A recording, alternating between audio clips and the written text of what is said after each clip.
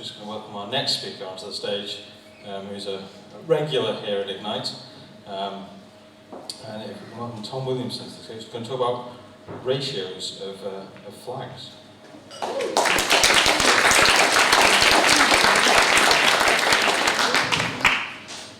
Hello. Yes, now, I do believe, correct me if I'm wrong, but this is the first flag talk I've done at Ignite for 5 years. Where does the time go? So, yes, I'm talking about ratios. Now, what do I mean by that? Well, a ratio of a flag is quite simply a proportion of the flag's height to its width. So in this case, you've got a flag which is 2 by 3. So if it's 2 foot high, it's 3 foot wide. If it's 2 meters high, it's 3 meters wide, etc., etc. So these are the really common ones. So 3 to 5, you've got Germany there.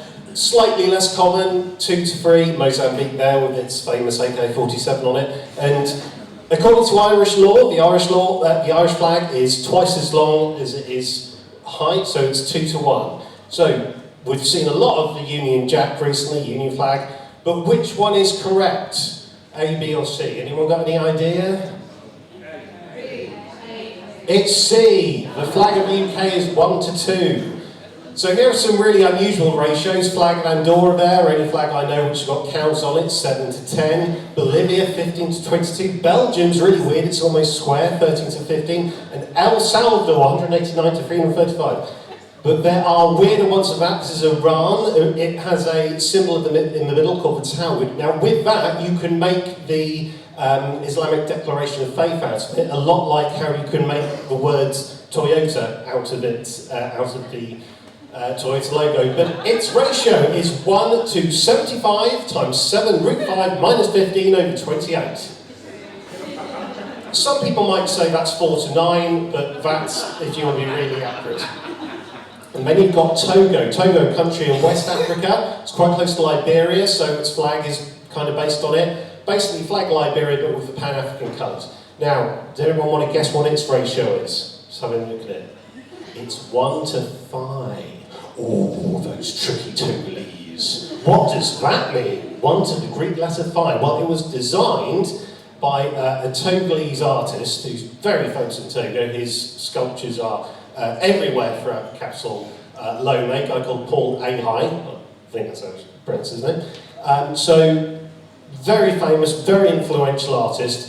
And he understood what the golden ratio was. Now, I haven't got time to explain what the golden ratio is, but it's that thing you see in nature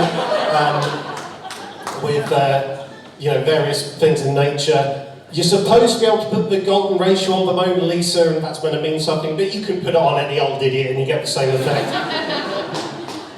But there's a big issue with all these different ratios, and that's a lack of uniformity. If you're making a display of flags, like the ones on my desk at work, they're all the same size. So if your design is all different ratios, you're going to have a problem putting together bunting or whatever. And this is where simple flag design really comes into its own, because you can muck around with ratios and they still look fine. So you could stretch Union Jack out, make the French flag really small, elongate German flag or Ukrainian flag.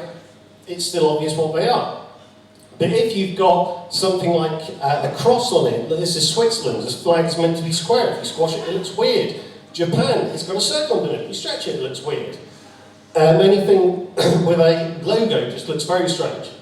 There is a solution. A lot of flags with unusual proportions also have a sibilantin, which is a much better ratio. So Switzerland, Belgium, even El Salvador, that really weird one from earlier, all have 2 to 3 versions. And you need them for things like identical sporting events. So this is from the 2012 Olympics, all flags are the same size. Some people want to do weird things like turn flags into circles. You've got to be able to do that. And there is one flag I just want to finish on that is the nemesis of any graphic designer, and that's the flag of Nepal. Only flag that's taller than it is short. Anyone want to guess what the ratio is? Prepare to be amazed. It is 5 billion to 4,101,687,939. And that's the simplified version. Because it's 2 triangles that overlap and there's borders and suns and moons, the actual equation for it looks like that.